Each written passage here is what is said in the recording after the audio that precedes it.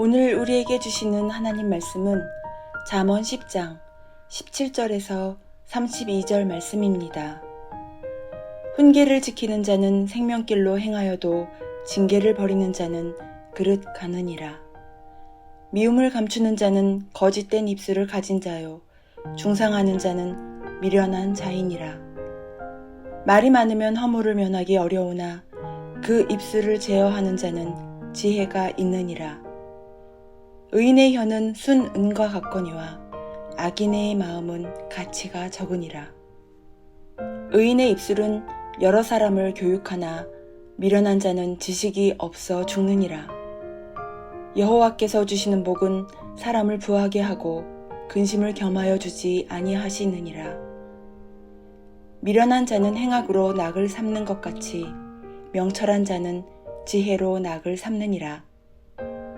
악인에게는 그의 두려워하는 것이 임하거니와 의인은 그 원하는 것이 이루어지느니라. 회오리 바람이 지나가면 악인은 없어져도 의인은 영원한 기초 같으니라. 게으른 자는 그 부리는 사람에게 마치 이의 식초 같고 눈의 연기 같으니라. 여호와를 경외하면 장수하느니라. 그러나 악인의 수명은 짧아지느니라. 의인의 소망은 즐거움을 이루어도 악인의 소망은 끊어지느니라. 여호와의 도가 정직한 자에게는 산성이요 행악하는 자에게는 멸망이니라. 의인은 영영이 이동되지 아니하여도 악인은 땅에 거하지 못하게 되느니라.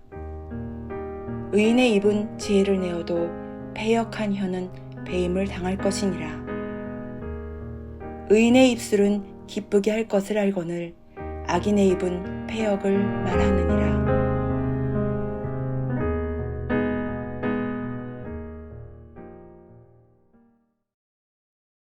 오늘 본문의 첫 절인 잠언 10장 17절을 보겠습니다. 훈계를 지키는 자는 생명길로 행하여도 징계를 버리는 자는 그릇 가느니라. 훈계를 지키는 자는 생명의 길에 있다라고 했고, 반면에 훈계를 버리는 자는 그릇 갈 것이다.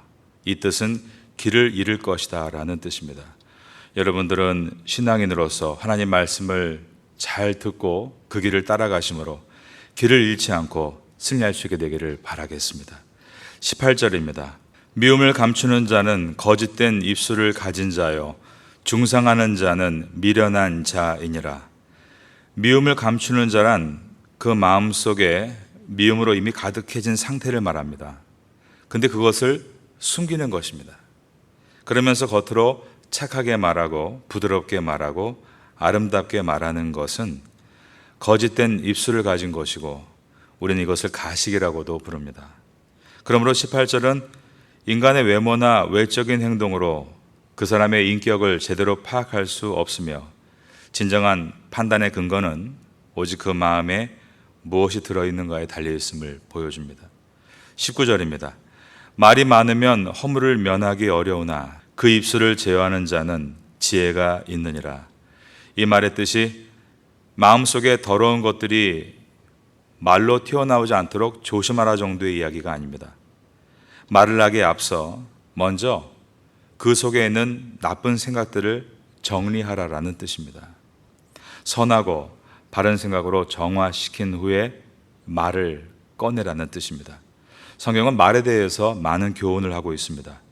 귀가 두 개이고 입이 하나인 이유가 듣는 것을 말하는 것보다 두 배로 하라라는 뜻도 있겠지만 이 성경은 좀 더 구체적으로 듣기를 속히 하고 그리고 말하기를 더디하라라고 요하고보서 1장 19절에서 말씀합니다.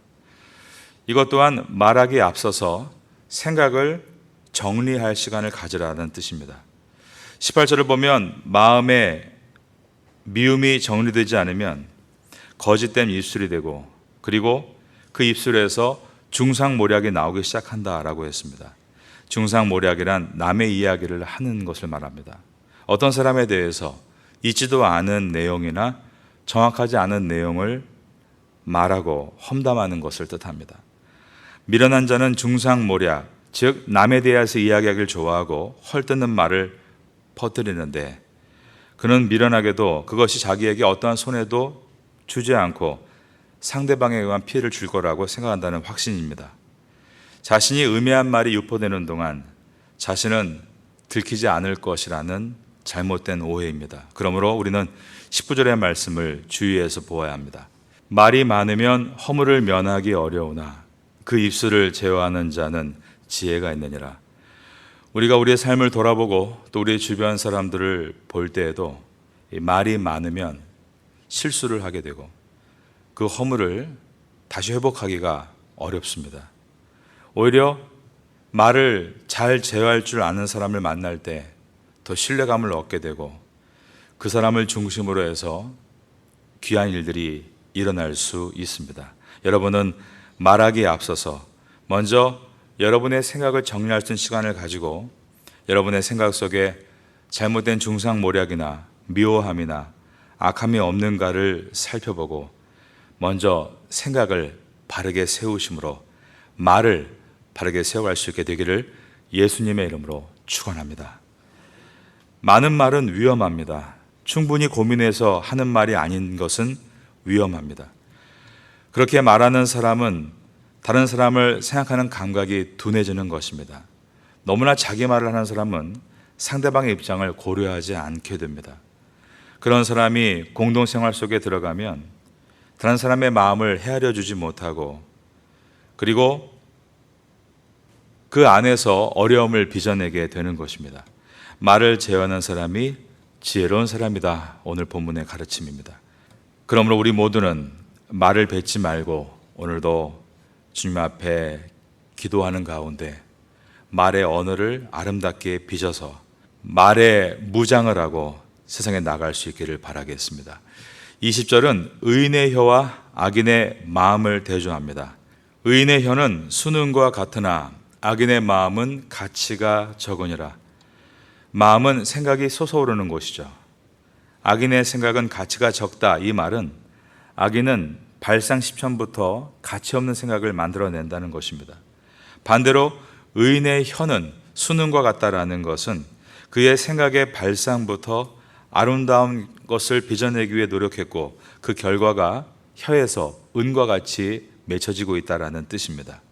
21절입니다. 의인의 입술은 여러 사람을 교육하나 미련한 자는 지식이 없어 죽느니라.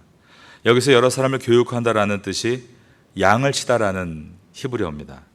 지혜를 가진 의인의 교훈을 가진 사람이 마치 양을 돌보는 목자와 같이 사람들을 생명의 길로 인도한다라는 뜻입니다.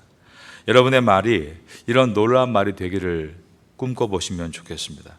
여러분의 말을 듣는 사람들이 마치 생명수 샘물을 얻는 것처럼 기쁨을 얻고 그리고 주님의 은혜를 깊이 누리게 될 수 있다면 그것이야말로 최고의 삶이 아닐까 생각이 듭니다. 21절 하반절에 보면 미련한 자는 지식이 없어 죽느니라 라고 했습니다. 바로 말씀에 대한 지식입니다. 말씀을 듣고 쓰고 묵상하고 입에 물고 기도할 때 우리는 말씀대로 완벽한 삶을 살 수는 없지만 가장 먼저 말씀대로 입을 열 수는 있습니다. 내가 말하는 대로 나의 삶은 또한 가게 되는 것입니다. 물론 어떤 때에는 내가 말하는 것과 나의 삶이 이격되어 사람들이 볼 때 위선이라고 보여질 때도 있습니다. 그러나 누구나 마찬가지입니다. 다윗도 그랬고 요셉도 그랬습니다. 하지만 그럼에도 불구하고 몸부림치던 요셉과 다윗은 그 말씀대로 말하고 사는 사람이 되었습니다. 그런 열정과 노력이 중요한 것입니다. 자녀들도 부모를 볼 때 왜 부모님은 말하는 것과 행동하는 것이 다르신가라고 볼 수 있습니다. 그러나 그럼에도 불구하고 부모님이 자신의 잘못을 인정하면서 최선을 다해 힘써 나가는 그 모습이 먼 훗날 자녀들도 부모가 됐을 때 깊이 생각하고 또한 존경하게 되는 것입니다. 우리 주변의 많은 사람들에게도 마찬가지입니다. 완벽한 오너는 없습니다. 완벽한 리더가 없습니다. 우리가 말하는 것에 대해서 책임을 지지 못할 때도 있고 또한 그 말한 것을 잃어버리고 잘못된 행동을 할 때도 있습니다. 그러나 그럼에도 불구하고 하나님 말씀을 내 마음에 두고 그리고 그 말씀을 녹여내기 위해 힘쓰고 애쓰는 모습이 바로 지혜입니다. 여러분들은 그러한 말씀에 몸부림치는 지혜로운 사람이 되기 위해 힘쓰는 모습을 통해 완벽할 수 없지만 여러분 주변 사람에게 꼭 은혜와 영감을 줄 수 있는 성도가 될 수 있기를 예수님의 이름으로 축원합니다. 22절을 보겠습니다. 여호와께서 주시는 복은 사람을 부하게 하고 근심을 겸하여 주지 아니하시느니라. 하나님께서 주시는 복은 사람에게 부함을 줍니다. 근심을 주지 않습니다. 이 말의 뜻은 인생의 어떠한 회오리 바람도 하나님께서 주시지 않는다는 뜻은 아닙니다. 악인도 의인도 회오리 바람을 통과하는 것입니다. 그러나 의인의 자세는 오히려 회오리 바람을 통과함으로 부함을 얻게 된다는 뜻입니다. 아래에는 25절을 보겠습니다. 회오리 바람이 지나가면 악인은 없어져도 의인은 영원한 기초 같으니라. 의인도 그리고 악인도 인생에서 일어나는 회오리 바람 한가운데로 들어가는 것입니다. 그런데 그 속에서 악인은 삶이 고달파서 악을 행하며 낙을 삼는다고 했습니다. 23절입니다. 미련한 자는 행악으로 낙을 삼는 것 같이. 많은 사람들이 삶이 지옥 같다 그러면서 그 지옥 같은 삶 속에서 그 낙을 찾기 위한 방법으로 마약을 하거나 다른 중독에 빠지는 일이 많습니다. 미련한 자는 행악으로 낙을 삼는다는 것입니다. 그러나 의인은 회오리 바람 같은 고달픈 인생 속에서 하나님의 말씀인 지혜를 낙으로 삼아 이겨나갑니다. 23절 중반입니다. 명철한 자는 지혜로 낙을 삼느니라. 그 결과 악인은 그가 두려워했던 일들을 만나고 의인은 그가 묵상했던 약속을 만나게 됩니다. 24절입니다. 악인에게는 그의 두려워하는 것이 임하거니와 의인은 그 원하는 것이 이루어지느니라. 의인에게도 악인에게도 회오리바람 같은 인생은 그대로 재현됩니다. 그러나 그 속에서 의인은 하나님의 말씀, 즉 지혜를 붙들고 그 회오리바람에서 오히려 순은과 같이 아름다운 결과로 나타나게 되는 것입니다. 잠언을 지나면서 이러한 아름다운 순은을 사모하고 여러분의 입술의 삶에 그리고 모든 여러분의 사역의 결과에 이러한 고귀한 은이 옥구슬처럼 남게 되기를 예수님의 이름으로 축원합니다.